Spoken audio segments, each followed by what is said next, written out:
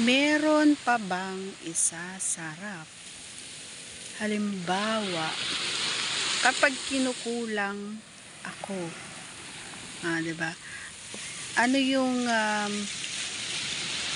isang paraan para matulungan ko siya kasi lumambot na. Yan ang ating pag-usapan ngayong mga araw na to. At syempre, pakita ko ang aking view. Ang ganda. Alright. So, maraming tao dito, guys. Ayan. Sa harapan ko, maraming tao. Pero malayo-layo sila. Hindi nila ako naririnig, syempre. Okay, so, syempre, hingi ako ng favor na please do subscribe and click our tiny notification bell. Ayan, subscribe nyo, guys, para mapanood nyo ako palagi. And, please follow my Facebook page, BB TV. Ayan. So, sa lahat ng mga bago pa lamang po dito, ayan, may isa pa po tayong channel, ang Lonely Sniper 16. Baka naman, paki-subscribe din.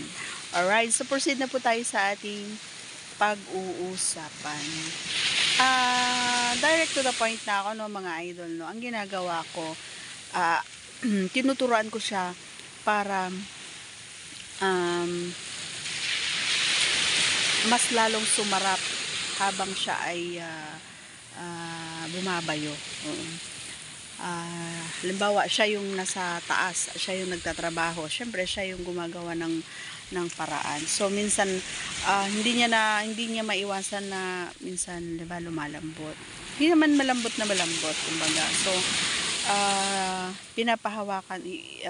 hinahawakan ko yung kamay niya, and then, dadalhin ko siya doon sa kay Kifi. And then, sasabihin ko sa kanya na habang nakapasok yung si T ay doon kay Kifi ay isabay niya yung kamay niya, isabay niya doon para kahit na malambot, kumbaga si T ay mararamdaman ko na may matigas, kumbaga na naglalabas-masok ka din doon sa pipi. Kasi yun yung mga daliri niya, no? Yung daliri niya, kailangan, sinasabihan ko siya, ginaguide ko rin siya. So, kailangan talaga ng communication dito, no, mga idol. Kailangan yung i-guide para ma-aim nyo yung goal nyo. Diba? Para ma-aim nyo yung goal nyo and para ma-experience nyo yung sinasabi natin na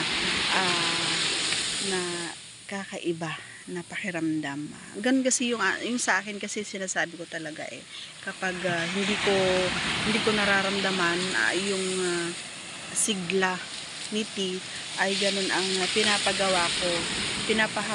Pinapahawa ko sa kanya si Kifi, and then ipinapapasok ko pa rin yung kanyang T para kunwari ay T niya pa rin yung kanyang daliri, diba? At habang bumabayo siya sa taas ay pinapasabay ko rin yung kanyang pagkakamay doon sa butas, syempre para mas masarap sa pakiramdam, kumbaga, diba? Yun, and nakakatulong yun sa akin para natapos ako ng mabilis, lalo na kapag siya ay natapos na. So, para naman ng patas ang laban, na masaya kami na matulog, diba? So, yun, ginagawa niya rin yung paraan na yun. And habang ginagawa niya yun, para mas madagdagan, kumbaga, yung init, is pinapaano ko rin yung aking utong. So, yun, pinapalaro ko din sa pamamagitan ng kanyang dila, or bahala na siya kung paano yung way niya, basta malaro niya yung aking mga bundok, yung aking utong. So, yun, the best yun, mga idol. Yun yung ginagawa ko. So, sana meron kang natutunan, and once again, please don't forget to subscribe and click that tiny notification bell para ma-update po tayo.